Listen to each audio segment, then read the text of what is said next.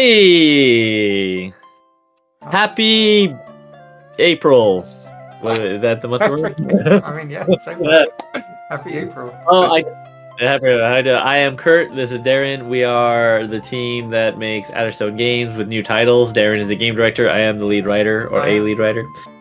I did have a comment about some of our social media stuff, by the way. Good in one small gripe. Can I share it? Is that fine? Yeah, sure.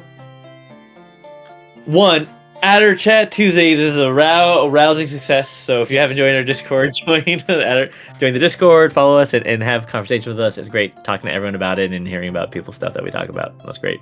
And great job, Deren, with a lot of the regular social media posting. It's wonderful. Yeah. But I think we missed a great opportunity to do a April Fool's Day post on April. Well, yeah. So actually, it's funny. There was a bit of a mistake this week. End of last week, I'd written the update for March for the Kickstarter, and I was going to post it on Friday, but then I realized that the end of March wasn't on Friday; it was next week. And I don't like posting updates on a Friday because then if people reply to me, I want to reply as soon as possible, but I don't want to work on the weekend, right? Sure, so if I can post it at the beginning of the week, then that's perfect. So I was like, okay, I'll post it next week. That's great. And then for some reason, I thought the last day of March was Tuesday. So I wrote in my to-do list, post update on Tuesday. And then when it came to Tuesday, it was the 1st of April. I was like, oh, shoot, okay. So then You fooled yourself. Yeah, I fooled myself. Yeah. You fooled yourself. Yeah. So then I rewrote the update to make it an April update, which is something I wanted to do anyway, which is instead of posting the updates at the end of the month, post them at the beginning of the month. Because then when backers come to the Kickstarter, if it's in April and they see March update, they think that that's old. But if they see April update, they know it's current, right? So I was like, well, that's fine anyway. So I'll post it on April, make that change that I've been wanting to do anyway. And then I realized there was April Fool's Day, and I was like, oh shit, I could put something silly in here. I could say the project's cancelled. That'll make people read it, you know? Which is, something I that didn't really want to do that, though, so I decided not to. It was funny. Yeah. Also, hi to, I'm going to mess up everyone's names. Zilfia and Didavod. Is that right? Didavod in the chat? For joining us. Didavod, see, I'm getting it. I'm starting to get it. Di means big, right? Oh, Didavod, so big David? Is that what your name means, Didavod? Big David? Massive David? Giant David? Di means big in Welsh? I think so.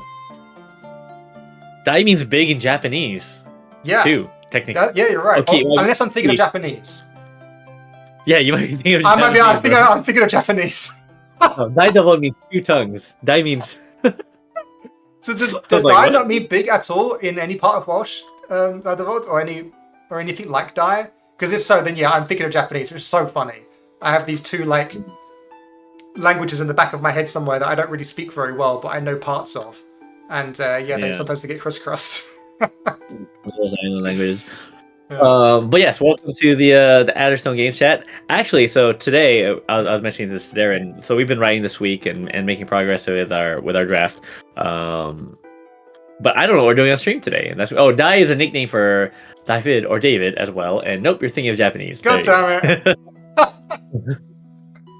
One of my favorite restaurants, if you come to Nagoya, it's called Dai Dai Dai. And it's just oki. And it's one of the best izakayas in Nagoya. So if you're traveling through Nagoya, Japan, check out Dai Dai Dai. Nice. So I don't know what we're doing on stream today, but Deren knows, and I'm excited to learn about it. Actually, give me 1 second. I'm going to make the stream look funny for just a second, but we're still here. Sure. Does that mean just making my face solo? That's why it's funny, because I have a funny face. All right. Okay. But no, I'm excited to see what we're learning on stream, just as you guys are. All right. I need a Welsh nickname too, by the way. Didavod, if you want to give me a Welsh nickname in the chat, please feel free. Yeah. I'd be happy to. It could be like the mustached Easterner. How do you say that in Welsh? Didavod, how long were you here for? Do you have a short amount of time or a long amount of time? Because there is some stuff that I want to show you as a Welsh speaker. I want to know how much time I have to show it to you for, if that makes sense. Yeah, we're asking you if you're on your lunch break or not. If you're on your lunch break and you get back to Basically, yeah, that's what I'm asking. Yeah, I have a long amount of time. Wow, that's lovely to hear, and I hope you. Well, it's a short stream, so hopefully you join us for the whole thing. Yeah, yeah. Okay, so the first thing I want to talk about today with you, Kurt, is Monopoly. Oh my god. Oh, wonderful. I hate that game. Yeah, right? And hate I them think I know why you hate that game as well. It has to do with my parents, but why do you hate that game? Everyone hates it because of their parents. Because everyone gets into huge arguments when they play Monopoly with their family. It's the only board game that you have in the household as a family, except for chess or checkers, like the actual proper board game, you know? Oh. And everyone Quick hates aside, it. Yeah. we had Monopoly, and the game that always got us in fights was a game called Aggravate. Ooh, what's that? And it's like basically like a sorry game where you have balls, kind of like in Chinese checkers, and you try and jump on each other and send them back home. Oh yeah. It's called Frustration in the UK. Did it have like the thing in the middle that you pop to make the dice roll? No, that's different. That might be sorry, but anyway, there's a similar thing.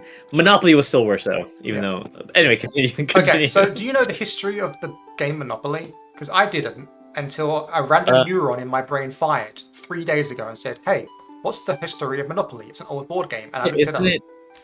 Tell me if I'm wrong, but isn't it basically a game to teach about the iniquities of Monopoly? Like, it's supposed to demonstrate how monopolies work, and like the frustration of it is basically this is why we can't let monopolies exist. Yes, but there's more to it than that, and it's beautiful and it's wonderful and it's terrible at the same time.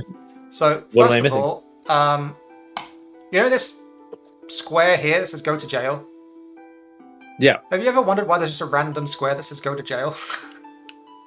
I thought because the game was set in America, and if you were like a minority, they would send you to jail. But no, why? So I didn't think of that because I don't know. I grew up in the UK and there was less I don't know emphasis on that kind of thing. So that's a really good point. Yeah, maybe, but that's not why. But it's pretty close to that. Okay, we'll get there. Okay, so that's I've always wondered that, and I answered that today, just before stream by looking to stuff. Okay, so Monopoly was designed by this fellow, Charles Darrow, in America. Ooh, Charles. Yeah. Sure. And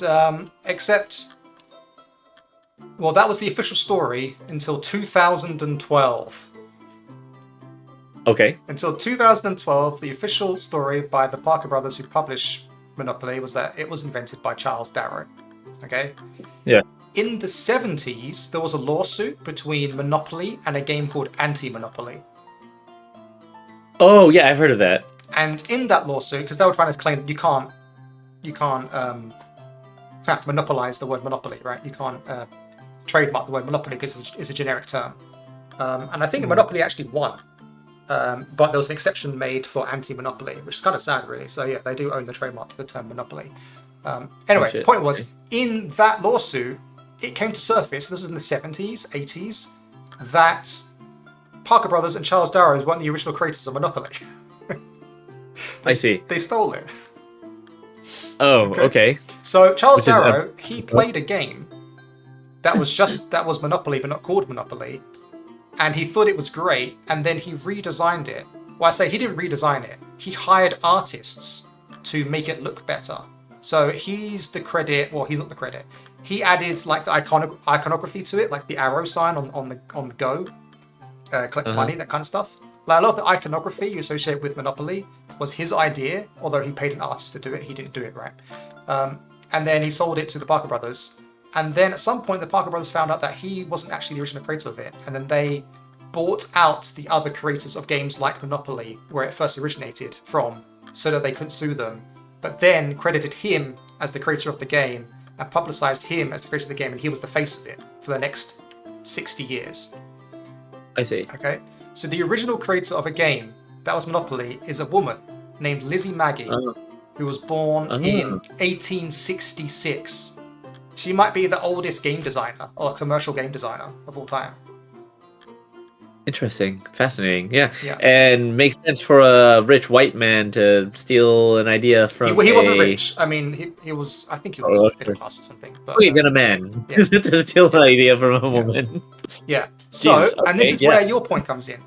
So she designed a game she was I guess kind of like an activist, and she wanted to make a game that would teach people about the woes of certain economic systems, right?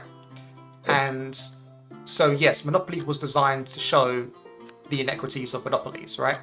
But it was one game. It was called the Landlord's Game, and it had two modes to it. You're supposed to play one mode and then play the other mode. One mode was called Monopoly, and the other mode was called Prosperity. Oh, right. I see. And so, go on. Sorry. No, I've heard of that. So it's like like an idealized version of what we should do as a community to have better. Yeah. In Prosperity, the players win when the person who starts with the lowest amount of money has the same amount of money as the person who has the most amount of money. Something like that. Are you telling me? Yeah. Are you telling me that we should remake Prosperity and credit Elizabeth J. Maggie Phillips? Possibly. It might have already been done. I haven't done enough research into it yet. But I think it's interesting that A, she made a game that has two modes in it to show the contrast between two different systems, right? And then B, only the cutthroat horrible version was the one that took off. And the other version didn't. I mean, part of that could be the atmosphere of the time, right? Like, basically when it's coming up, anti-Marxist sentiment and all that stuff might be I mean, like, what? Yeah. When did the Parker brothers buy it? In the 30s, right? Yeah, I think the 30s, 40s. Although, why would that? That's crazy, though. Like, oh, maybe because of anti-communist. Well, no. So Charles Darrow only sold them Monopoly. He wasn't interested in the other. He either hadn't played the other version or wasn't interested in the other version. Interesting. I think it's likely that he only played the other version because once the game, she patented the game idea back in like 1906 or something crazy like that. And then like copies of it. Once people played it, people started making copies of it essentially, even though they weren't supposed to. And he probably played a copy of it. But then Parker Rose claimed that he was the original author. Yeah. So that then brings us on to here's her original design from 1906. Well, this is that's Monopoly. It's Monopoly, yeah. And now here is the go to jail card that never made sense to me. No trespassing, go to jail. Oh, I see. So it's critical. It's critical of the rich. Yeah, it's land ownership. Yeah, it's Lord Blueblood, London, England, who owns this land, and you can't trespass there. If you trespass, you go to jail. That's what the go to jail card is. It's trespassing on rich lord's property. Oh, Jesus. It's, So what you're telling me is like something that became iconic just because the guy didn't have any better thing to put there. So it was like, well, this must be go to jail, and then leave out the context, and it's fine because it's game. Yeah. And then the free spot is the poorhouse or the Central Park. So this is supposed to show you, the public goods, public spaces. Right. Yeah. Right. What are the boardwalk? What's the boardwalk? What's the equivalent of boardwalk in Park Place? Like the rich spots. Broadway, Madison Square, Fifth Avenue, Grand Boulevard, Wall Street. Oh, is it Wall Street? Yeah. Oh, yeah. I'm looking for where. Oh, there it is on the right side. Yeah. I see. Jesus, yeah. And the fact that it's Wall Street is way more critical too, right? Like he's like, oh, we can't be that. I don't know. I think it might have been a lot of people based it on where they were, so that might be it. But it goes even better. Are you ready for this? You're not ready for this, but I might not be. No. So this is her idea. This was her game. This was her board game, right? But it's not all her. She was inspired by earlier games, specifically by Native Americans in America. The layout here that she's done is inspired by a game called Zone R by the Kiowa Indians of North America. I did not know this. This is 100% new information to me. Look at this. It's Monopoly. You move around the spaces, and there's gaps in the corners. Wait. Is Prosperity the same structure as this game? I don't know if it's the same structure. I haven't read too much about it. Because that'd be really interesting too. Like, okay, do you know? What's the goal of gameplay? The game is played either by 2 players or 2 equal teams. Each side begins with half the counters, and it's all at its space 1. The balls move in opposite directions, one side clockwise, the other counterclockwise, so no, that's different. The player throws 4 stick dice and moves the all that indicate number of spaces, that's similar. And if appropriate, throws again, see table, so you can throw multiple times, that's similar. The fact that throwing is said to go around the circle counterclockwise may indicate that when playing teams or players, blah blah blah blah blah blah. When a player lands on the space next to the creek they fall in, the side loses 1 counter. So the certain spaces have punishments, I guess. Likewise, when a player lands on the opponent's or the opponent's puts back a space and loses a counter. So if you land on enemy spaces, there's punishments too. When they complete a full circuit, they win a counter. So yeah, once you go around the whole thing, you gain points. When you land on certain spaces, you lose points, essentially. But they have moving clockwise and counterclockwise. So the gameplay element of moving around using random rolls and then having bad spots and good spots and gaining a complete circle being a reward, that's inspired by this game. Yeah. How insane is it that a Native American game, which inspired a early feminist woman, to be basically critical of certain economic systems. Yeah. Again, got co-opted and became an example of that exploitative economic system. Yep, I know. It's terribly ironic. That's insane. All right, we should cut this. We should cut this segment that we just had and turn it into a YouTube video so that people can learn about this. Yeah, that's what I thought as well. Yeah. Yeah, it's pretty interesting. Yeah. All right. So, what do we do with this information? Do we? Nothing. I was just so fascinated. It's so strange as well because I don't even know why I was thinking of Monopoly. I just every so often I think it's part of my interest in etymology. Every so often I'll think of a word and think, oh, where did that word come from? And just for some reason, instead of a word, this time it was the game Monopoly. And I just thought the game's so old, it must have an interesting history, right? But it was far more interesting than I could possibly realize. Yeah. So here are two thoughts where I could go with this. Is one, I'd really like to play Prosperity or try to see if we can find a copy of Prosperity and look at it. Two, I'd also like to play Zonal somehow or make some sort of like free version and be like, hey, like see if it's interesting at all to play. Yeah. Because the thing too about these games, right, is like this looks so fundamental. Sometimes you play these old games and you're like, dude, this is way better than Monopoly. Like, what if you play Prosperity and Zonal and it turns out it's just like a way better game? Both are just way better than Monopoly. That'd be hilarious, right? Like we're just playing the worst version of the thing that it's inspired by. And wouldn't that just be very appropriate for like the Xerox of the Xerox kind of thing? Yeah, exactly. Like, what if it's like a chess type game where it's like, oh, it's like a really deep game with simple rules? I don't know. I mean, we don't know that. It could just be a simple game where you just roll dice. I must be honest. This seems like a bit of a chance game, right? I'm not sure there's much. It's probably just like a tic-tac-toe or whatever, like a whatever game. But I'm still interested in trying it at least and exploring it a little bit. So yeah. No. Thank you for going down that rabbit hole. Speaking of chess, have you guys heard of? Yes, we have, and it makes an appearance in the book we're writing, but I can never say that correctly. How do you say that, Deren? I'm gonna guess at Guithibwish. Yes. Guithibwish.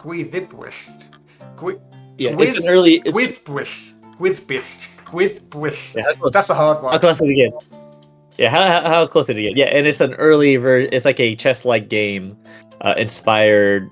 Yeah. Supposedly, if I'm not mistaken, possibly inspired by other elements like Nordic board games, but it's like original to Celtic culture. That's it. Nice, thank you. Confirmed. I can speak Welsh sometimes. Nice. That's it. Also called in Irish. Yeah. Fischl? I have a copy of it over here, and I wanted to play it with you, and we forgot. I brought it to Japan. No, we forgot to play it. I don't know if we forgot. I think we just got really busy. Yeah, same difference. Didn't make time for it. Oh, same thing, yeah. I have a copy of it somewhere. All right, but cool. We do make a mention of that. We do make a mention of that game in the book we're writing. Which is what we're writing. On, then. I will show. I wasn't going to show this on stream, but I will today because it's now directly relevant. Yeah. Oh yeah. And I've never played this game actually. I just know it from I've read some of the rule sets. Oh yeah, and it's also in the dream of Ranabi. I'm so bad at Celtic pronunciation. I apologize. So who is this, Deren? Who are you showing on the screen? So these are sketches of the Everchild, the Varlic godling of tricks, games, youth, ambition, and all that good stuff. And here we have a game board that Rafa, our artist, added to it. completely. I mentioned games, but I didn't say put a game board on the character. That was his idea, and then I felt silly for not thinking of it. But I'm glad that he thought of it. So that's definitely going to be on the final piece. Yeah, I like that. Yeah. I like that it should potentially have like power lore associated with it somehow. Like, totally. Like the Ever Child's game board. Yeah, like if you could play for your fate or something if you end up meeting them. I like the floating dice. I don't know. I like the floating dice. I think it's fun. It's which very the one here, the on C. 12? Yeah. Oh, and but I also like the flying dice. Yeah, the winged dice. But yeah, I think the floating D12 is a bit more whimsical and like mystical to me for whatever reason. I kind of like that shape. It's like a gem. Yeah. Anyway, they're all cool. They're all pretty cool. Yeah, I mean, I pretty much asked him to do this illustration with a few changes, but adding in the game board onto his hip, basically. Just this plus that is where I've ended up. Yeah. Oh, you're leaving out their hairy knees? Yeah, I don't know what's that about. I think there might be an influence from moths or butterflies. I think it's his idea there. No, sure. Yeah. Yeah, I guess for whatever reason, the hairy knees give because they're supposed to be kind of androgynous, right? Mm-hmm. So the hairy knees feels more like purely masculine to me anyway. I don't know. Maybe that's just my bias. But anyway, yeah, good stuff. Good stuff. Looking forward to the final. So moving on, what do I want to do first? That was a fun little aside. Yeah. Let's turn that into an independent video, and I'll ask someone. You ask someone to what? Sorry. I'll ask Chrissy to edit it when she has time into like a YouTube video. I don't think. Yeah, I mean, yeah, maybe we could. We could just talk about it as discussion as well, though. I don't know if it needs to be edited too much. We'll see. Okay, what are we doing today then? God, I need to check my notes again. I've already forgotten. There's a few things I wanted to cover quickly. They're all not very long. I remember now. Perhaps, yeah. Okay, so why did I do it? Well, you can take I was saying, Zilphia, thank you for thinking the Ever Child looks good. She said it looks so good, and I agree. Oh, okay, I remember what we're doing now. Okay, first, Didod, while you're here, I want you to. So I've been coming up with tribe names for the Valak folk because we haven't really done that much before. And originally I was going to make them all up, but it was a lot difficult to do that. And so instead I realized, well, there's a bevy of historical tribes across Britain, so I'll use those instead. So for the Pen Cower, I've been using the the Celtic tribes found in North England and southern Scotland. For the Pen Levy, I've been using those found on the Scottish, the Pictish tribes and those found on the islands. For the Pen Avunk, I've been using Irish tribe names, and for the Pen Cower, when we get there, we'll be using southern Celtic tribe names, right? And for the Pen Baith, I've been using those in Wales. The problem is there aren't that many that we know of in Wales, except like 4 or 5, which are these ones down here: the Tegungol, the Mate, Ordovic, and Siluris. So I need to fill up this table. I mean, I don't need to, but I wanted to. So these ones I actually had to make up, and in my experience reading about all these clans and tribes, a lot of the names come from features of the people, usually combined together with other aspects. They're usually words that mean like sheep people or folk of the Chalk Mountain, right? But obviously you can't, it's not folk of the Chalk Mountain, it's like the word folk and the word Chalk Mountain kind of mashed together with bits missing, essentially, is how names tend to come to be, historically speaking. So I basically had my hand at doing that by utilizing Old Welsh words and smashing them together. And I just want you to look through them and let me know if there's anything here that's ridiculous. Or, basically, yeah. A little ridiculous is fine, right? Because it's still a fantasy game. Yes, yeah. Like Slytherin or Hufflepuff. Like there's like it can be kind of Yeah. So wait, can Didavod see your screen? I guess. Yeah, you should be able to on screen. Yeah. Okay. Do any of those look strange? I see. Or if you Now, can you want, I save can. I mean, I thought you just look through them now quickly, but if you prefer, I can send you a copy and you can just have a look at your own time instead. Yeah. Let me know. Or you should save them all. You should check your printed. You should save them all. So we'll say them Or outside. I should save them. I've already Save them forgotten out where loud. they Or all came from as well. Like some, obviously the like Din Kith. I think that's hidden folk. Like Din is person man and Kith is hidden. Kith is like Hazel. R I think it means like before or in front of. Din Koid is obviously forest folk. Masna Koid, I think Masna is something to do with merchants. I just took the word merchant, cut it in half, put forest next to it. Flower Din is something related to flower people. Querenwin, this one I've forgotten. It was really interesting. I think it's like a combination. I think one of these words means lord, but it also sounds like another word for trees, which I found really interesting. And then, yeah, anyway, so yeah, maybe I can link it to you later if you want that one instead. Yeah. Well, can you scroll left? I want to see the left side of this table. Is that okay? Or is that not for the stream? No, the stream can see it. Oh, okay. So wait, so is this table gonna be in the pen by section? Yes. Okay. So these are the so basically you're gonna have a chart like this for each clan. For each clan. Right? Am I mistaken? Sorry, I wasn't listening because I was reading what Didavod said. yeah, Didavod, I'm aware of that. So I tried to find any Welsh versions or older Welsh or older Celtic versions of the tribe names that I could find, or at least find the etymology of the words and where they came from. And this is the best that I could do. But if you know of better resources, then I'm super keen to read more. So yeah, I'm aware of that limitation, but I couldn't. This is the best that I could find. But if you know better, then I want to know. Yeah. Again, actually, did you? I mean, this is a hard resource to use, but you tell me. There is like Welsh Wikipedia, right? Did you try looking these tribes up in Welsh Wikipedia? Kinda. Yeah, I do that, but then I immediately stop because I can't read Welsh. I just look for like names and things with capital letters just to see. But yeah, let's see. So what's the question you asked me a minute ago that I completely blanked on because I wasn't concentrating?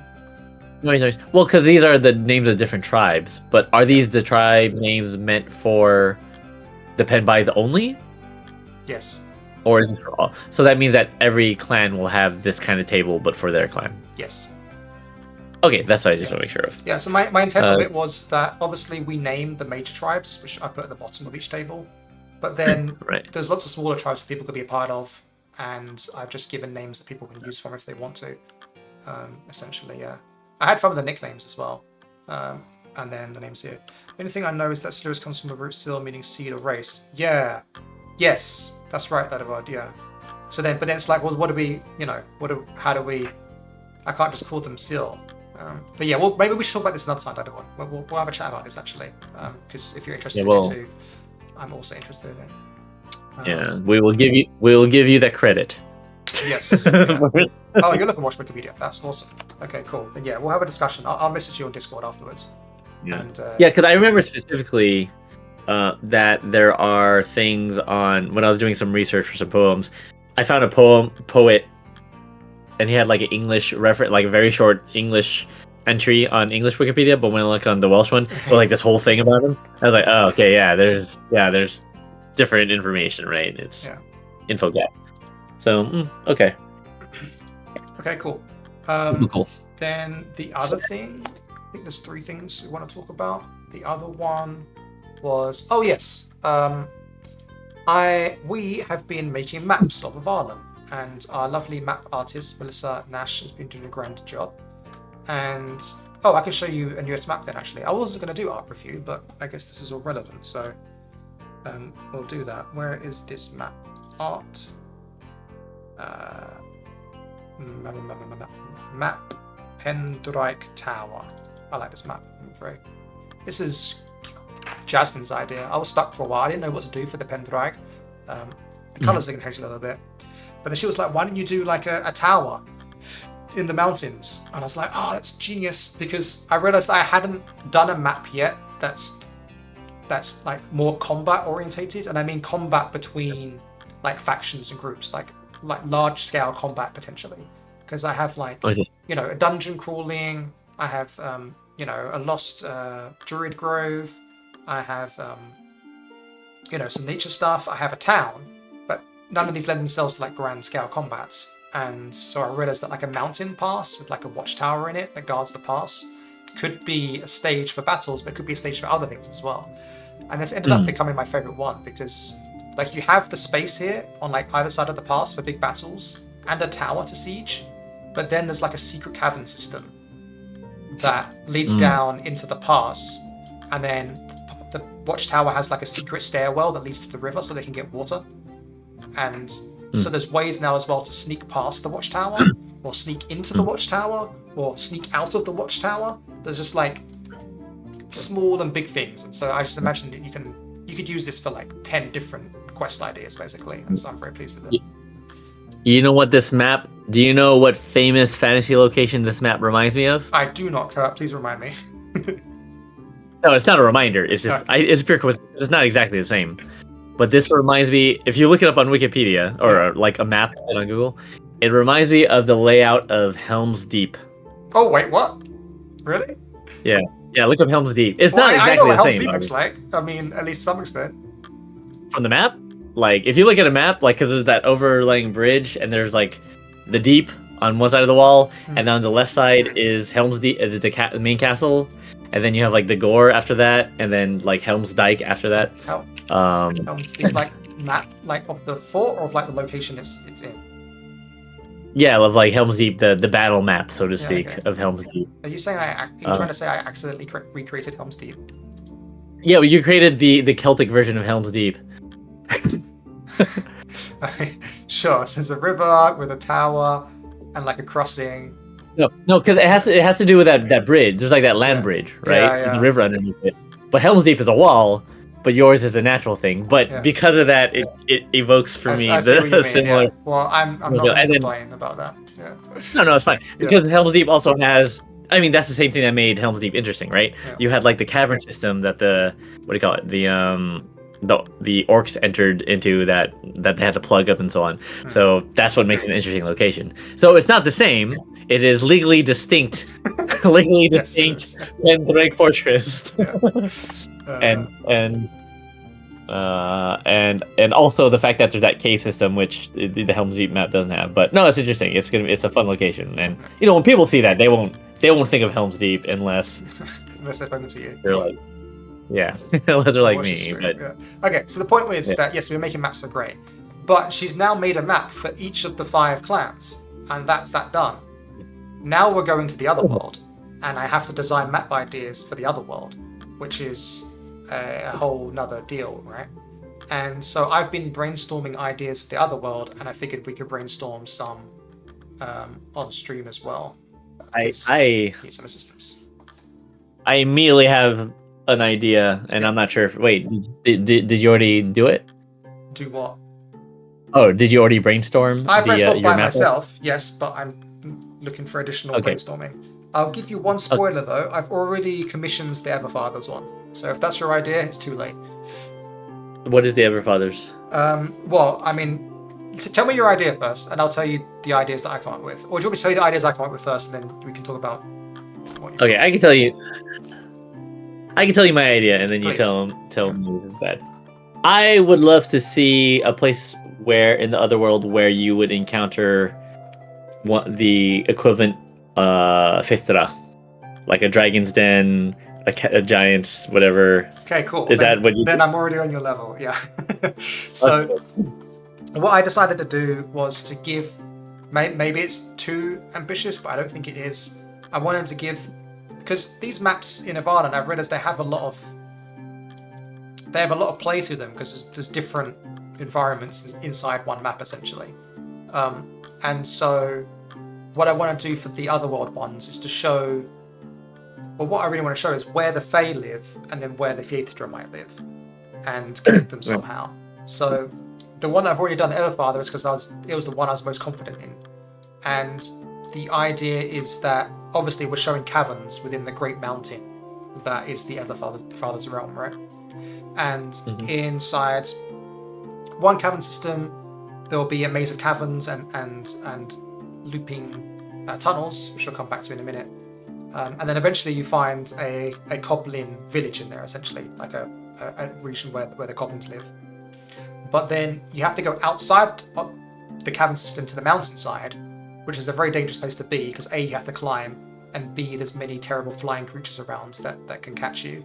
And then if you ascend the mountain, you get to another cave system that has lava streams, and gaps you can fall down to get to the lower cave system, and then somewhere deeper in there there's a drake nest and dragon eggs, essentially. That's the plan for the Everspar's map, and so I want to do the same thing for the other maps. And then so then there's two things. One is what's on the maps, and the other thing is I want each map to have a weird rule to it, like a strange thing that's true.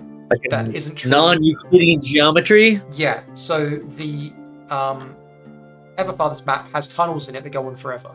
If you keep walking that way, you keep walking that way forever, and then if you turn around, you come back to where you started, essentially. So there's strange looping tunnels in the Everfather's realm. And we've established that, I've established that previously in some of the first quests ever written for Avalon, where in the Goblin caves, there are caves that go on forever, right? For the Ever Elder, we've already established against the Fairy Queen that her realm is underwater, or literally within water, right? And even though the players or heroes will walk on the seabed, as it were, there's still like a low gravity, right? You can still jump really high, or you can't take full damage, and you can breathe under there. So I feel like that's weird enough with just having fish like swim past you and everything. So that's kind of covered.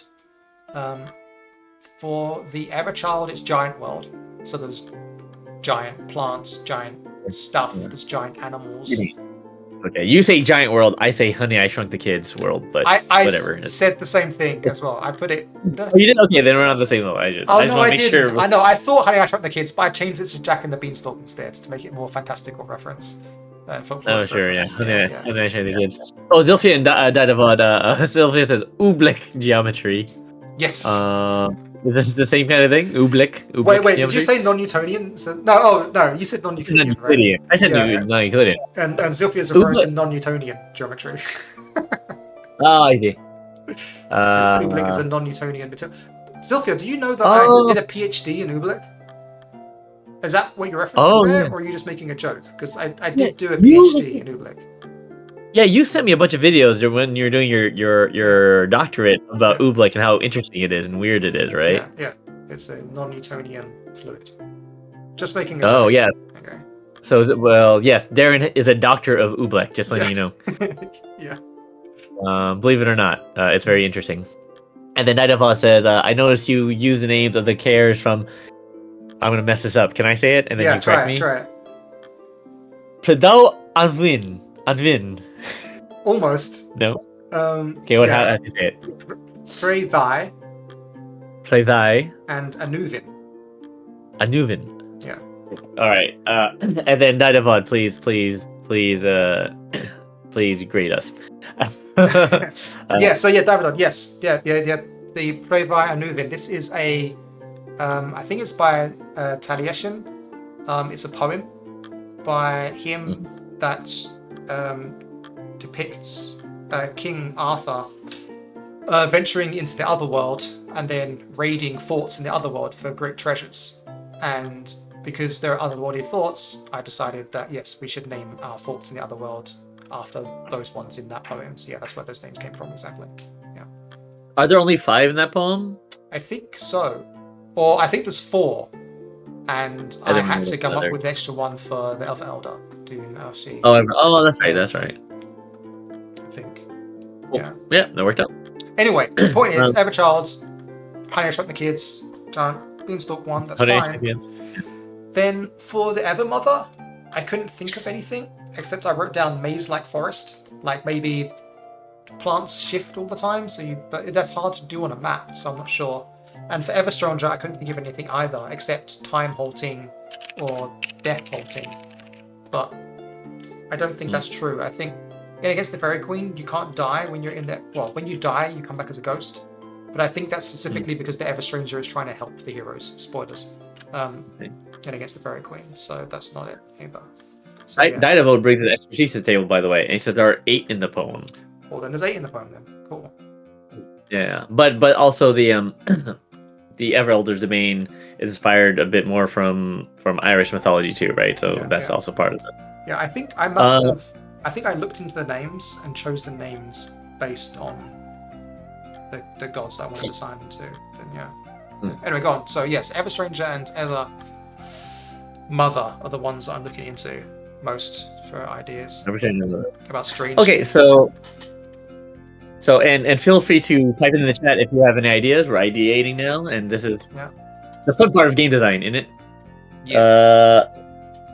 Okay, so time or is there something that you do with like how do you say substantial, insubstantial, like spirit to corporal body, like switching back and forth kind of thing? Would that lead to something interesting? The problem.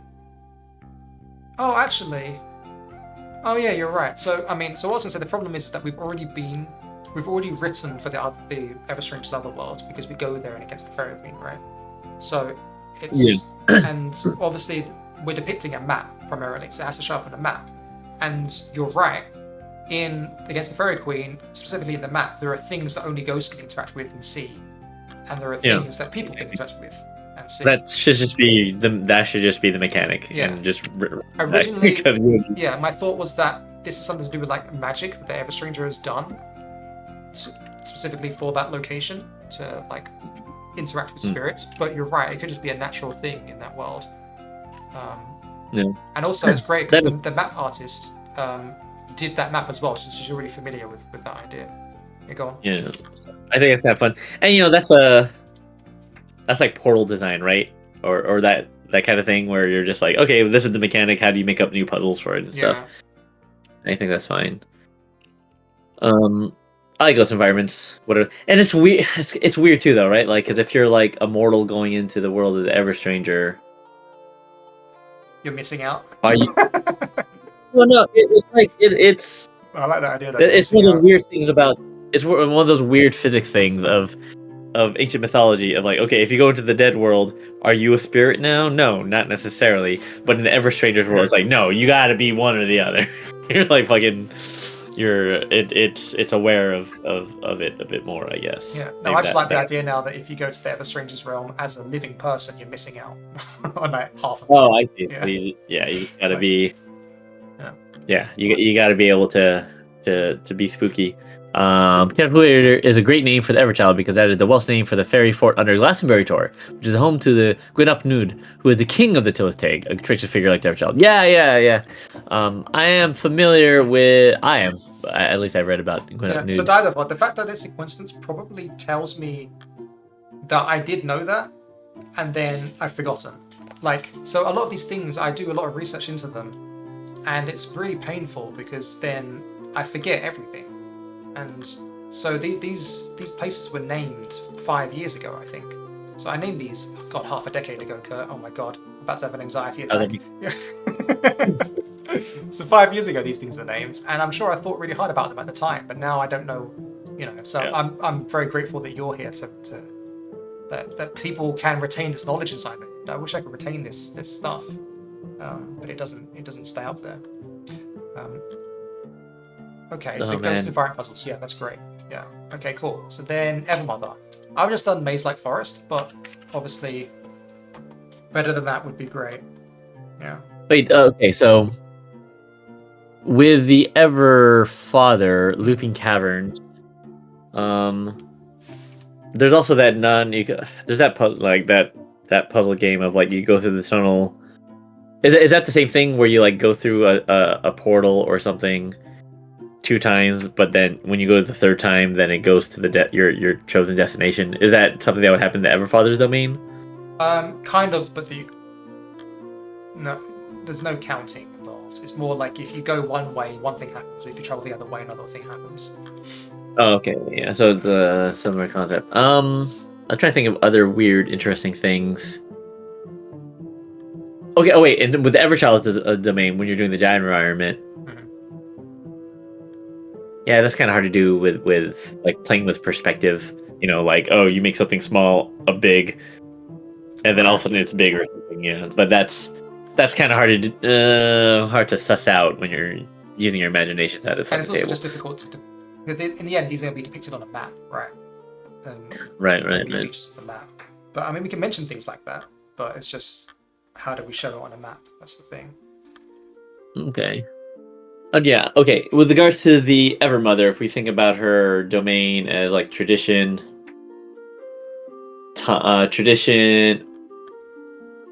femininity, fertility, birth, generation, like something that generates something, where things generate spontaneously.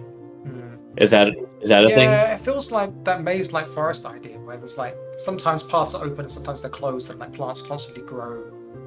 Oh, like labyrinth? Yeah, but I don't know how to show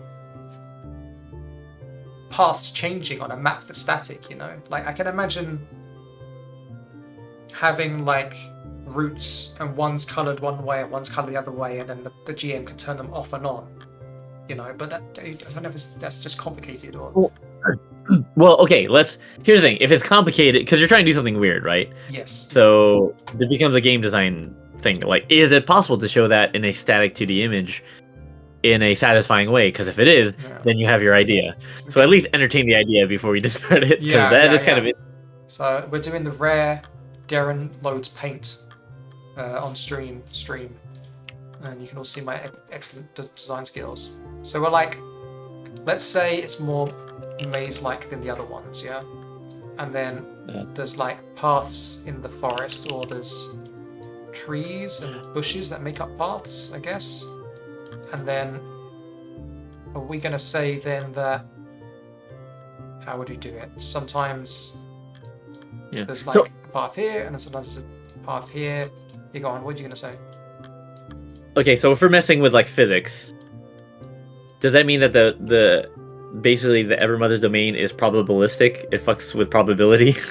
Like kind of like it's like genetics, right? Of like statistics. Like sometimes a third of the time it's the map equivalent of what do you call it? The Punnett square? Is that what I'm thinking of? Like with the genetics? What ancient Jesuits table? Yeah, of genetics. So you're messing with probability. Like a fourth of the time you can go this way. I don't know what that means in terms of a map, though. Like, I'm just trying. How do you fuck with probability and depict that in a 2D map? Like your idea of doing red and blue.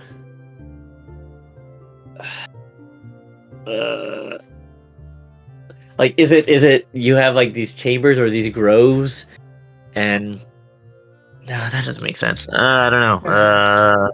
Sylvia says, would shambling mound creatures moving around help with the maze? Yeah, exactly. Just like parts of the environment that move around and change is what I want, but then how do you show that on a map is the question. Like, how do you... I mean, if you have...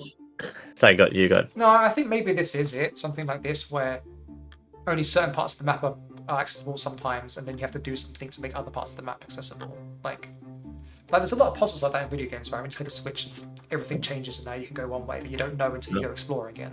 So, could there be like annotations of the map, like an arrow? Like sometimes you can pass through here, sometimes you can pass through here, sometimes you can like arrows that point. So we do have that. We do have that luxury because each map is going to have a description in it written by us before it in the book that says like, here's the features of the map, here's the kind of stuff that's there, this is what they do. So there is space for us to explain things. It doesn't have to all be on the map, but it still has to be clear for the GM to use and feel confident in using and play. And Zilphia has a suggestion, which occurs to me as that it might work. Like the game master could use creature tokens or objects to represent the block spots on the map. So basically, you're instructed to overlay things and have them move and change it somehow. Yeah. Is that something you think is feasible? Yes, but I guess there's two ways of thinking about it, right? One is we just leave the map open, make it a labyrinth, and get the GM to choose where the doors are. but then they have to look at the map and figure out where they want to put the doors to make it interesting. Or we pre-design that into the map and make it interesting for the GMs. There's less work for them, right? Mm-hmm. Oh, Daidava says, if you're thinking about a shifting maze, the Welsh word for labyrinth is Caradroia, a fort of Troy. It's a pun because Troy means turn in Welsh. Ah, I see. I'm sure there are references to revolving mages in Welsh lore that we'll have to look into. That's really cool. That is a fun name. Thank you. Oh, man. Daidava, bringing the heat. Bringing the heat. Bringing the heat tonight. Or morning, whatever, daytime. All right, then I'm gonna embrace the maze-like forest idea. A shifting maze is the key part, right? Yeah, shifting maze. Shifting maze. X marks the Delphia. Yes, X marks the spot on the DM map to help where to put tokens. Yeah, I like this idea. If we can find a way to make it work, and that can make it a lot of fun. It also is reminiscent mechanically to like Legend of Zelda Lost Woods for me, right? Yeah, like that's exactly my intent. Just things like that. It's done lots of times in games, right? We should do it here too. Yeah, exactly. X marks the spot or something. Yeah, shifting maze like forest with markers on where doors open, and then it's up to the GM how the doors get changed and whatnot. Yeah. Okay, cool. But that one sounds like a lot of work for the designer or for me. Like I'm gonna have to draw a labyrinth, right? That's multifaceted. It might be too much work, or we can just do it randomly and see, and make an impossible maze by accident. Yeah. Okay. Cool. I would say Escher stairs, but the forest map. Or the Escher, the Penrose staircase. Escher, yeah. Is that called the Penrose stairs? Yeah. From yeah, silly. Okay, cool. Was that both? Did we get both of them then? Basically. Wait, do you know Penrose is? Is that a Welsh? That's a myth reference, isn't it? No. He's a British English physicist. Good friend with Stephen Hawking. So Stephen Hawking. Oh wait, was that not okay? So why is it associated with MC Escher? Because he designed it, and then he then found Escher's work, and they collaborated basically. Oh, I see. Cool. I mean, yeah, if you that'd be pretty gnarly if you could somehow make that work. But I don't know if you can. I mean, think about it. The fact that you guys have said Escher Forest, that's a lot more. That's obviously a visual. That's a lot more visual, right? That's something that we could draw. Yeah, and you'd have to be like, okay, like that'd be really funny if she could make it work, and then it works, but it also is kind of a mindfuck, right? Yeah. Like that'd be pretty interesting. Yeah, that would be great. I don't know how it would play out for players though, because like, would it really? Because those kind of things are only interesting when you look at them from that perspective, right? But if you're inside it, all you're seeing is like, if you're just traveling around, is it going to be weird? I don't know. But we'll look into that. No. I mean, why not both? It requires some investigation. Yeah. Okay, cool. Then I just quickly, I guess, go over the ideas that I had for those locations anyway. So, what did I say? Ever Elder, Morgan Home, maybe a palace or some kind of place inside the Otherworld. Maybe a conch knowledge chamber, and then a Vunk home. I was like, where do a Vunk live? What do they live in? So I put ruins and twisted seaweed. That's all I could think of. Yeah. The fun. The thing about the ruins is if they have the ruins in the Otherworld, for me, whatever you want to call it, the Vorthos, whatever for me, is like, okay, well, whose ruins? Yeah. Is it the ruin? So if it's like the Otherworld, is it the ruins of that just the Ever Elder just like forgot, or is it of a previous civilization in the Otherworld? Well, we have established, at least against the Fairy Queen, that ruins in the Ever Elder's world are often reflections of real places. Oh, real world. In the real world, okay. Yeah. I don't know if that's true. If it's just that place, but yeah. As long as we're clear about that. Yeah. And we kind of have a depiction of it in the art that we created, right? Of like an underwater. Yeah.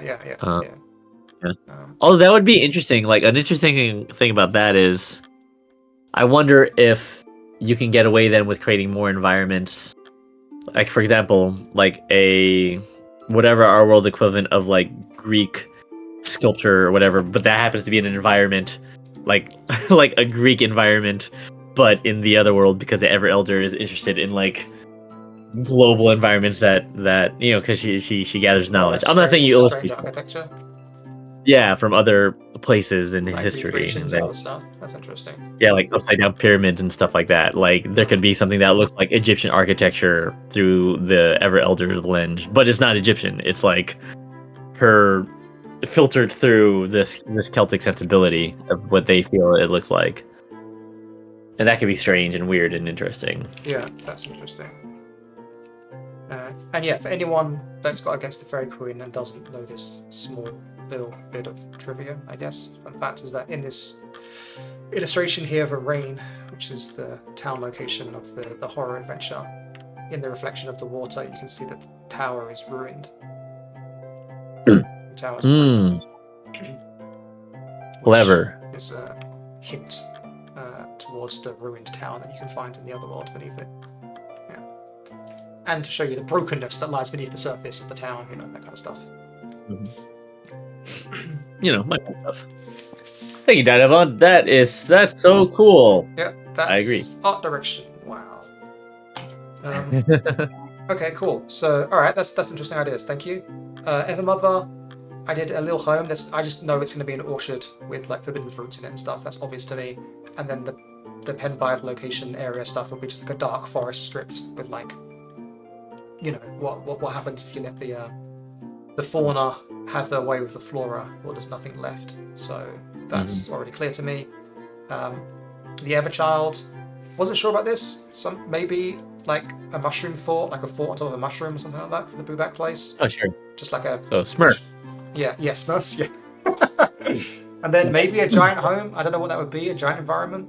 Like I'm not sure if there's space for like a giant home or something. Yeah. Well, since the Everchild is the godling of games, might I suggest a Magic the Gathering convention? No, okay. But yeah, like Jack and the Beanstalk style. Yeah, probably something like that makes sense. I guess it'd be like a roundhouse as opposed to an actual like house with chairs in it. Like I don't know. Yeah. I don't know what the giants would have built in the Otherworld. That's the thing.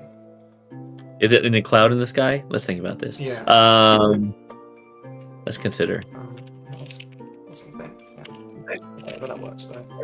I mean, the other part is that there's certain fantasies that you want, and if there's a giant, you want to sneak into the giant's house, right? So. Yeah, that's fun. Everfather already discussed, and then Everstranger. For the Wish home, in the books we speak about bonfires and just like a party around a bonfire. I don't really think we speak of like buildings or much there. It's more just celebrations and things. And then for the Muckalevy home, I don't know. Just like what is that? Is it just? I mean, I could just see creepy, like ghost walls. Like imagine like a landscape that is just ghosts standing there, like enslaved, and at any moment you don't know if they can like reach out to you, right? Oh yeah. Well, I mean, if we look at the mythology of what Muckalevy did to the land, it would have a similar effect, wouldn't it? Yeah, what's that though? Like this corrupting effect. But I like your idea of damned spirits being the. I remember that like one of my favorite images from this might be from D&D, Forgotten Realms actually. The city of Cyric is like bodies of humans that make up of damned humans that make up the wall, and they're just like stuck in there forever. Yeah. And just like it's the fleshy, corrupted fleshy flesh that makes up the walls, and when you get damned, you just get if you're faithless, you just get stuck into the wall kind of thing. Nice. Forever. That's kind of fucked up. I don't know if I like that. Yeah. Okay. But no, I'm inspired now. So yeah, the Muckalevy home is going to be stranded ghosts and miasma. That works for me. Yeah. Okay. Okay, that's cool then. All right, that's that then. Then there's only one other small thing that I wanted to talk about, unless there's anything you want to talk about. Keep it moving. No. Keep it moving. We're rolling along. So this week we're finishing up the clan lore, right? Which means next week we're starting on the secret section again. I think I need to move away from secrets, and I don't know what we're going to call it. It's either going to be lore, or the thing is, lore is the player's part has lore, right? But I don't think it should be secrets because some of the secrets are history. But I guess history can be secrets too. I don't know what we're going to call it. Basically, I'm stuck on that. But that's not what we're here to talk about. I'm just mentioning that out loud. I'll think on it. Yeah. So what is going in these sections? I think I actually want to talk about the Anoon ones first. So I'm conscious of how much space we don't have in the book, right? Even though we want to write about so much stuff, I think we're not going to have space to write about so much stuff. And we should write. We should be focused and write on the most important things. And then if we have space, we can embellish shit later. But right now, we should cover the key stuff, right? These bottom ones are sections that we're pretty keen on that are going to happen anyway. So the adventure site has to have a description and why it's significant, what it is. Quest ideas there and details of the site, we already discussed that. That's going to be a thing. And then we like the ideas of suggesting what kind of quests can happen in the realms, which include like themes, environments, and dangers, as well as the villains you can come across in that realm, and why like the like Ever Stranger might be a villain in an adventure, or why his Tailworth Take might be a villain in an adventure, right? So that's important to me. And then the rest of it is like the juicy lore bits, right? And for the Everyone's realms, I've decided on this structure that talks about like the secrets of like the other world itself. Like what's the other from the player's perspective, everything they hear about the other world is in the Faceseeker section in the rulebook, right? And that's all he said, she said, rumors, legends, and stuff, right? It said that the realm is like this. It said that these kind of things happen there and stuff, right? Ooh, we've got a first-time chatter. Do you want to welcome them? What up, Sunkatanka? Saying hello, fellow Celtic homebrewers. Are we homebrewers? Does it count as homebrewing? If we're mixing for other people? Yeah, but that's still, yeah. I mean, we are brewers, that's for sure. And I am we at are home, brewers. to be fair. But we oh, okay, never mind. So valid. I am also at home, so we are homebrewers. So there you go. Welcome, Katanka. I hope I said that correct. Yeah. I hope you're doing all right. And tell us, what do you brew Celtically? And as we also brew, and feel free to give us your thoughts and opinions and feedback. Yeah. And also, what systems do you play? That's what we're always interested in. What are you playing? So the player section has he said, she said stuff about the other world, right? But therefore, an actual secret is what is the other world really like, right? And so that should be part of everyone's section, choosing what the other world is really like. And then I also like the idea of there being, like, we're going to talk about the other one's forts. I feel like that could be a location that GMs might want to use in their adventures. That's really cool and iconic. But then there should be some other place. Like there should be other legendary location inside that otherworldly realm, right? Not just the fort. There should be something else there. I have no idea what it is yet for any of them, but I feel like that should be a thing, right? Like I know like wells, and trees, it's just stuff, right? Places that are sacred somehow, right? What do you think of that?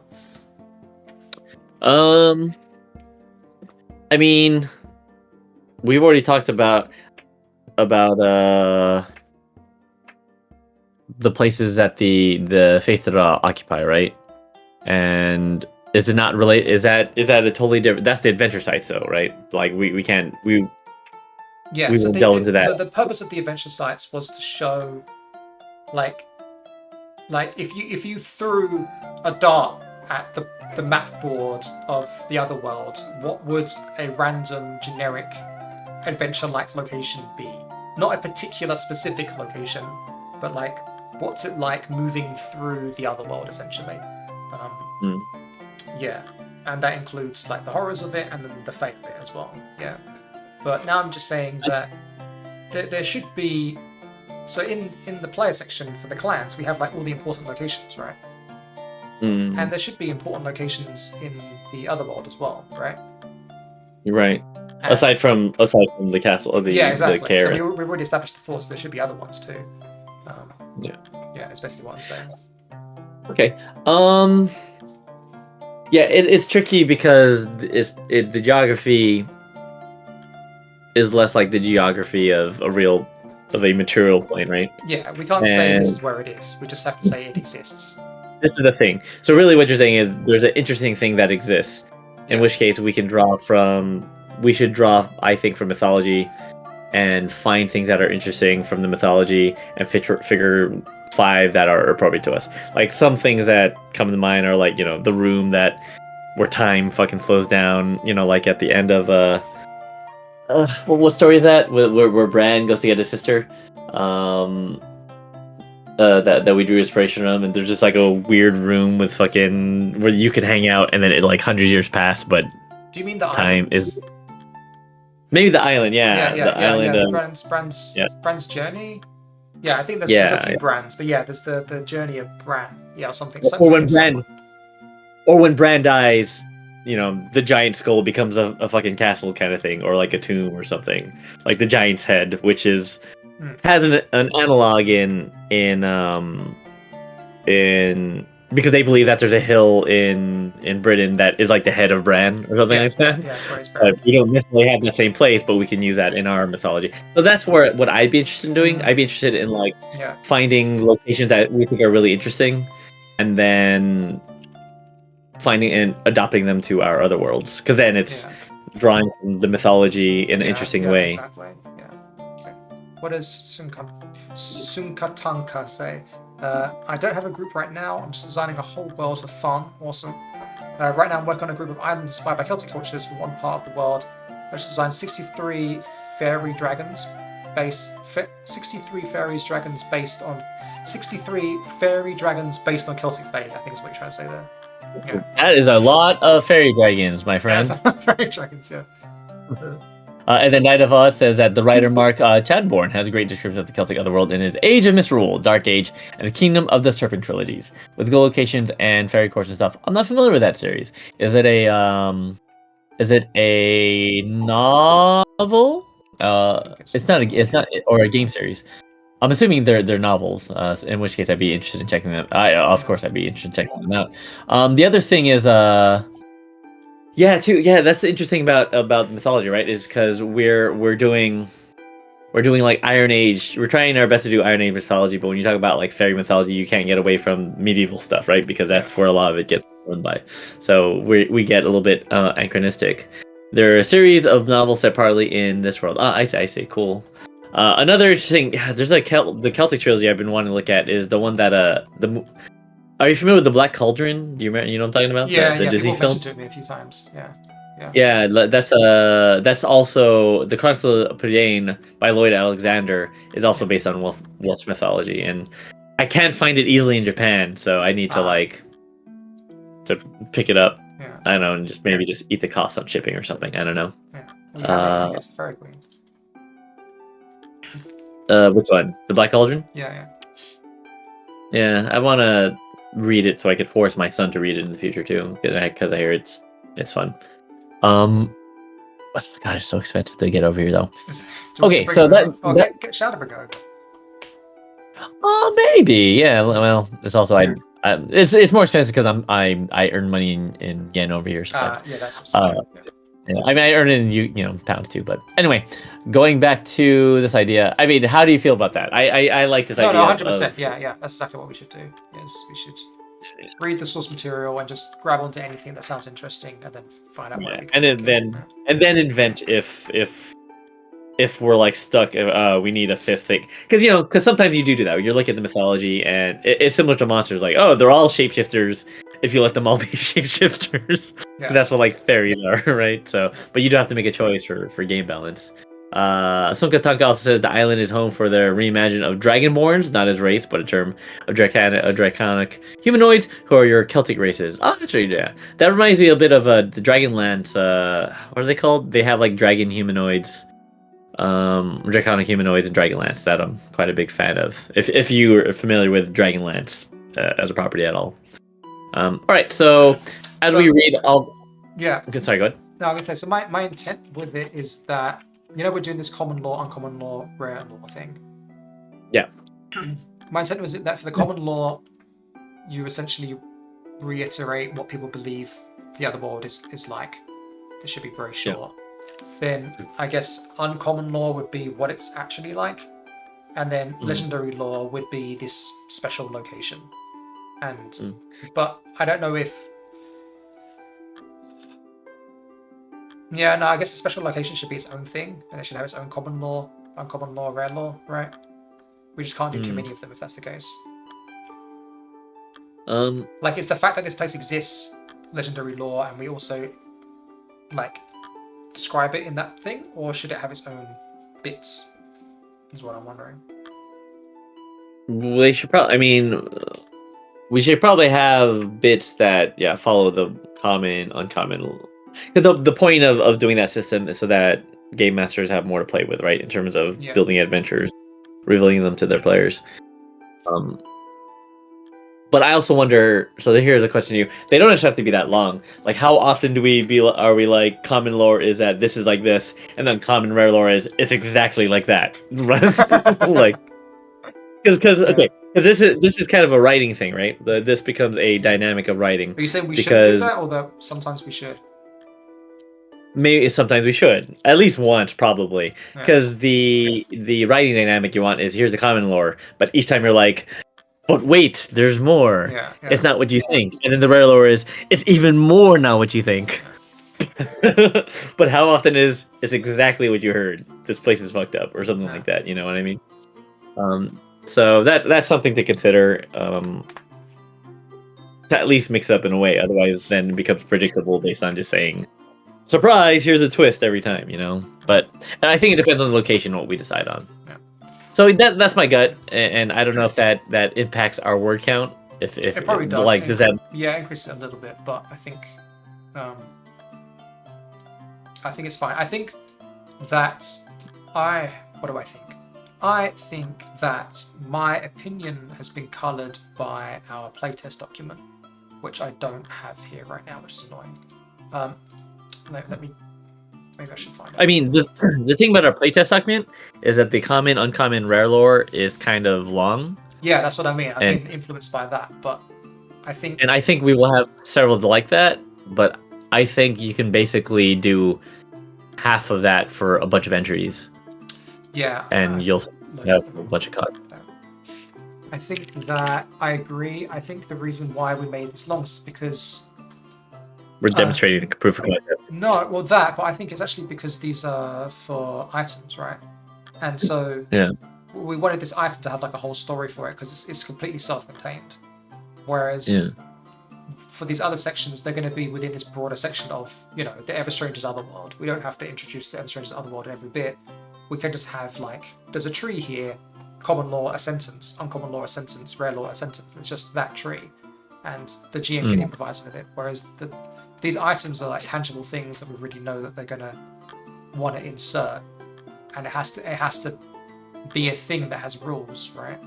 So I guess it has to be more detailed for that reason. Whereas locations and other things in the Otherworld, we can be maybe a bit more brief and open about, and let the game master be inspired by them as opposed to take them as they are, right? Build them, sure. We have some comments real quick. Dajavold is saying that they're trying to think of actual locations of Anvin in Welsh lore, if I said that right. Anvin, if it has F in it. The impression they get is that it's fairly uncommon for them to be mentioned, but one is Pen Nant Govid, the home of Guido. I already used it, god damn it. Huh? I already used Pen and Govid. You used that in the Pen Avank adventure, right? The Pen Bythe one, yeah. Pen Bythe one. Oh, the hunt. That's right. Yeah. Sorry. We've used it. But it might get a mention still in this book. And Sankataka says you didn't even know this book was around. So much headache was for nothing. Which book are you referring to? Are you referring to Mark Chadbourne's book, Abilities, or the one we're writing now? And Guidon Oren the White Witch. Good stuff. Yeah. So if you play through Against the Fairy Queen, you'll see our version of that. Legend. Cool. Oh yeah. Thank you. So I guess to give you a quick rundown, we've got 2.5 books. We have one book which is Legends of Otherworld. This is our original tabletop role-playing game inspired by Cards of Mythology from Britain. Uses playing cards and distributed by Motivia. distributed by Modiphius. And then we have Against the Fairy Queen, which is our full campaign book, which is compatible with our game, Legends of Avalon, but also D&D 5th edition. And that takes you all across Avalon. And then the half book, which is the one that we're making at the moment, is a Face Seeker's Guide to Avalon. And that is going to be like a complete world guide book for Avalon that you can use to make with the conceit that you play a hero that makes pacts with fairies from the Otherworld to gain powers in the mortal world, and then also we're going to have a bunch of information about our Otherworld and so on. But nothing's a waste. Don't say that you get a headache for nothing, because whatever you wrote and so on, you just use the stuff that we wrote and you're reading and mesh them together. Yeah. Yeah, if you want to have 63 fairy dragons in the court of the Pendrag, please feel free. Like, let it be a fairy dragon king. Yeah, I actually had a lot of talks this week on Discord with someone who's integrating Avalon into their own world, and and how they're putting our gods with their gods and that kind of stuff. Like, we really encourage that kind of thing. So make Avalon your own thing. And I just linked there the Kickstarter. You can get everything there now. If you buy the stuff now, I will send you the PDFs as well when it comes through and stuff. And it's not too late to join for that book when it gets released in some months' time. Yeah. Okay, cool. Yeah.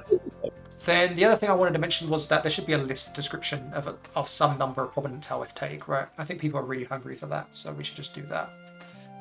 Sure.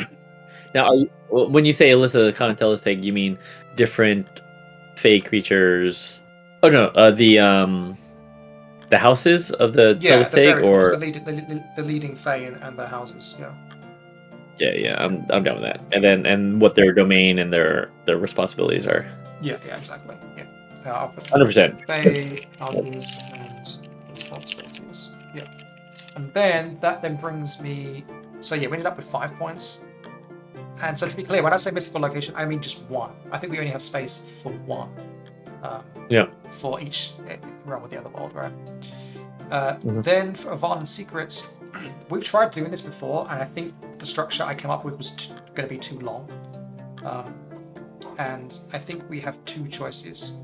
The bottom part is the same as the Otherworld. It talks about the adventure site, villains, and quest suggestions, right? That's the same. The question is the secret lore section. And I've had two ideas. One mirrors the Otherworld, where we talk about the lands and mystical location, then the leadership, a strategic location, probably a fort or something like that, and then a list and description of living legends that kind of mirrors the list and description of the Teleth take, right?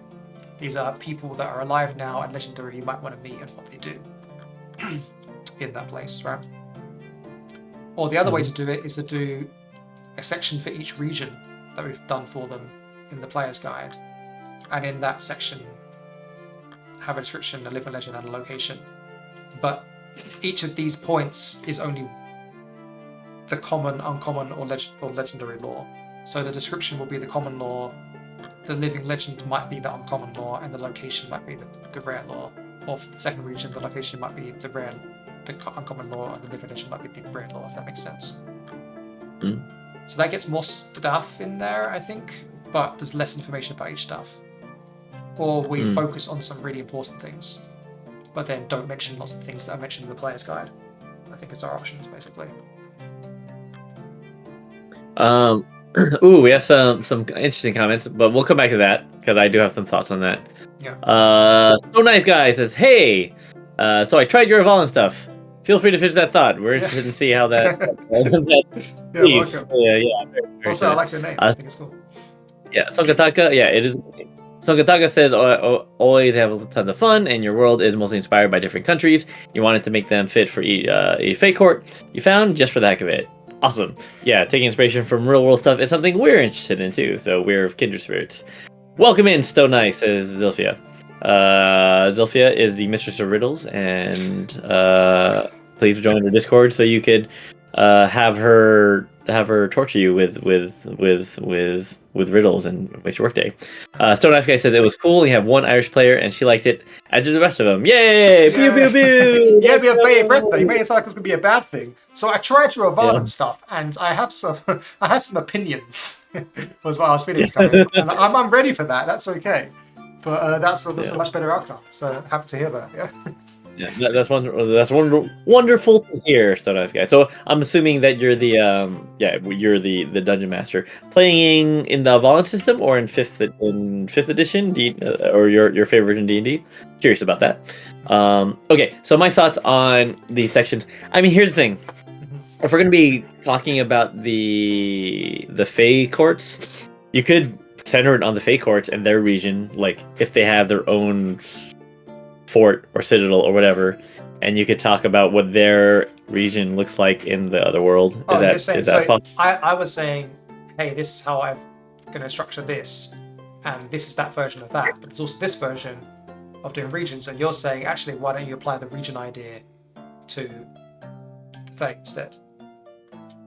Yeah, and then make it around the houses. Because in some ways that matters more for the Otherworld, right? Like if you have these Faes that are based on the domains, but but it's kind of like malleable, right? It's not like the house of so and so south of the river, blah blah blah, in the Otherworld. No, it's like this is their domain that can be found somewhere, and it's just kind of weird. And this is. Yeah, I'm worried that we don't have space to flesh out these things and talk about the Ever one. I guess maybe like with the Ever one on here as well. Oops. Like maybe we could do the Ever one and then tell with take houses. I mean, yeah. I mean, because when you think about the Everyone's Fort, that's talking about the Everyone, right? Like when you talk about Parawita or whatever. We're just in this weird situation where this is like the only chance we've got to talk about these things, and so. You're right. It's like, is it like a passing comment, or do we focus a section specifically on it because it's assumably where the fairy court meets, right? And I'm just trying to imagine locations that I think game masters want to bring players to, and like the head fort of the Everyone and the fairy court is probably one of them. But your region idea, if it's like the house. Blah blah blah in the domain of a stranger is a weird play, and then it focuses on their domain represents their house represents something from that everyone's portfolio somehow, right? Whatever that means. That's kind of an abstraction. I don't know. Again, I'm just spitballing you, because I feel like when you're in the Otherworld and it mirrors our world in some way, but it just needs to feel looser. It needs to feel whimsical and not less tied down in a lot of ways. Yeah, but then I agree with that 100%. But what's going to be in these sections? So let's just brainstorm one now. Let's do pick an Ever one, Kurt. The Ever Child. Okay, let me just. No, I don't want to warn him. I want to ban him. Oh, I was going to pin him. So Ever Child. Sorry, I didn't write this down. Well, that guy said, aside from Zilphia's comment about riddle torture, thank you, Zilphia. So that guy says they also added in a monster called a Baranach. Tell me if I said that correct, because I'm terrible at pronunciation, even in English. Which is based on Celtic mythology, so that was fun. And you use 5e. Okay, wonderful. Yeah, how did your players deal with the Baranach from? That is like a specter, right? Like a spectral creature. Is that right? Am I wrong? It has the same like root as banshee. No, banshee is spelled differently in Irish. I could be wrong about that. Okay, so getting back to our brainstorming. So do the core pedals, right? Yeah. So we have the House of Games, the House of Youth, the House of Tricks, House of something else, Ambition. I don't know. Then let's say we pick one of these houses. Okay, the House of Youth. House of Youth. Okay, so then what would we put in the House of Youth section? That's the question. The House of Youth is surrounded by thousands of springs, one of which is the fabled fountain of youth. I don't know. No. I'm not saying what is the content. I'm asking what is the content. Wait, how do I express this? Wait. I'm not saying what should we put in it. I'm saying what should we put in it. God damn it.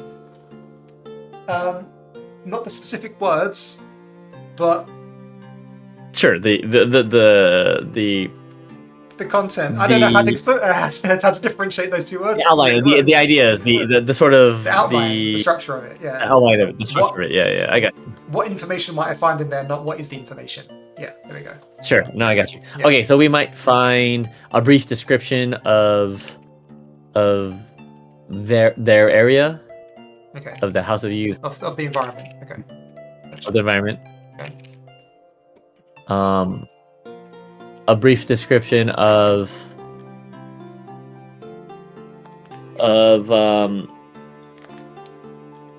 interesting. No, you go. Sorry, go. Describe the environment. A description of its Tilwith of an interesting tidbit about the Tilwith Tag in that environment. Yeah. The leadership. And then the sort of purpose of that region. Yeah, leader purpose. And then maybe a feature of that's interesting for adventuring purposes, right? Like there you will find the blah blah blah, or that is something dangerous or interesting or worth exploring.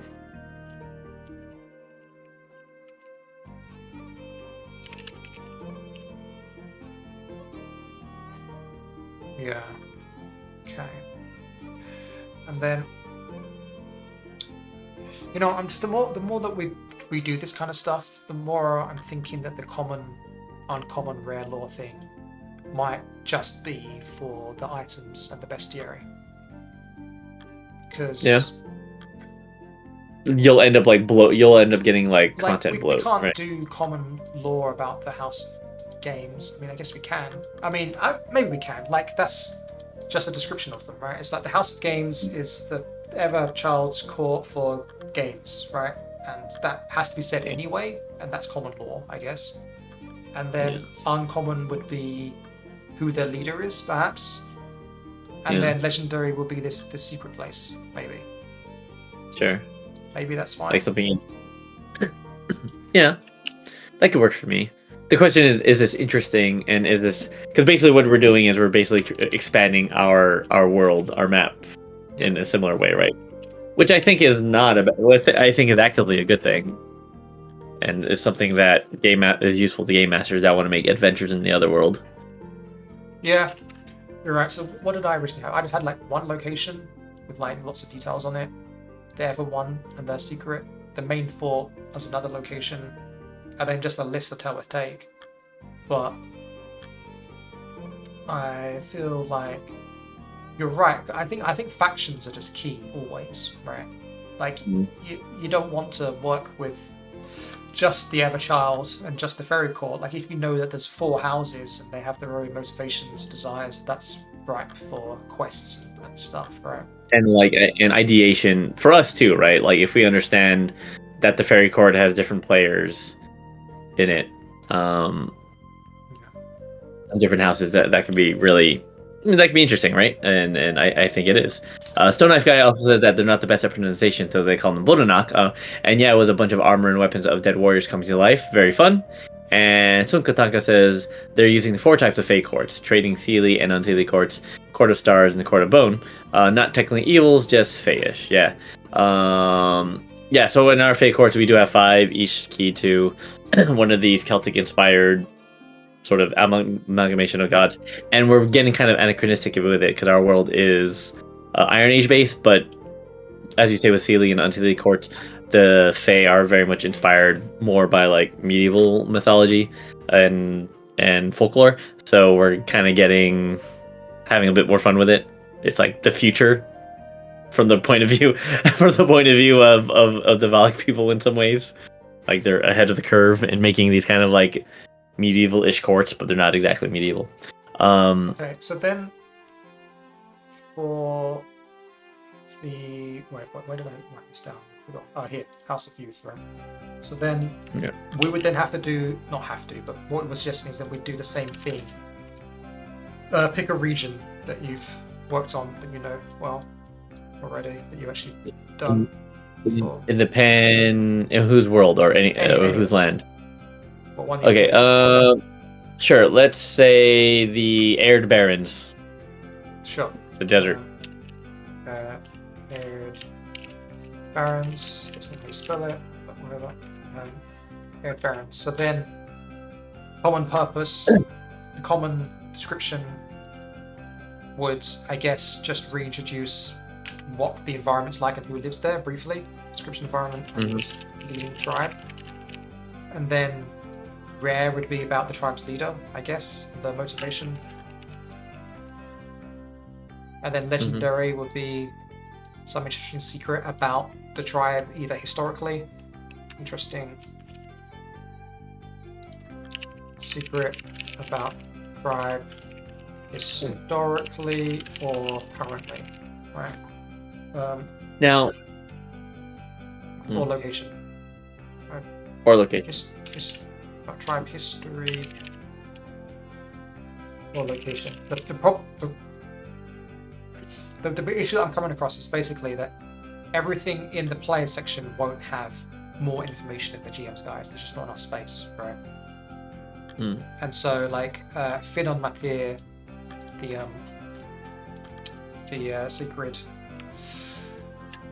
spring in the Penby Forest might not have more to it in the GM section, but maybe that's fine because in the player section it tells you what it is, right? It's a spring that gives out water that can cure any sickness. Like, yes, we could describe more, like how it was made, exactly when it gives out that fluid, but does it, like, you just see what I'm getting at? Yeah, I mean, the other way you could do it in the GM section is to make it. Tell me if this doesn't sound good to you. Yeah. But essentially, because each region in the clan section, like you said, they'll have like the list of locations, right? Yeah. Would it not work to just be like, here are some secrets, uncommon lore, and then we just talk about uncommon lore?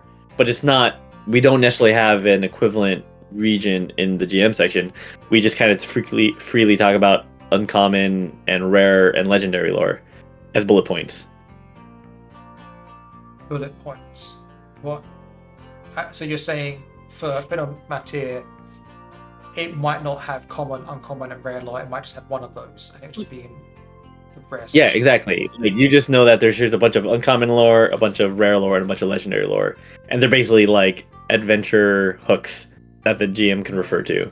The problem is that it's hard to find things, right? It's not organized. Well, if they're bullet pointed, like if you have like uncommon lore, and then the bullet point is the region or the item, blah blah blah. Like, okay, for example, I guess hypothetically talking about Finon Matir, let's say it only had uncommon lore and legendary lore. Then in the common lore section, you would have bullet point Finon Matir. Skip the rare lore and then legendary lore. Finon Matir. Hypothetically, I'm not saying that's what we do. That just takes up too much space. I think that I've considered, like, I know it's weird because, well, so for example, let's go to Penby, and this is us now getting nitty gritty stuff, and I think the stream will be ending soon-ish. Oh. Wait, has the stream crashed? I think the stream's crashed. Huh.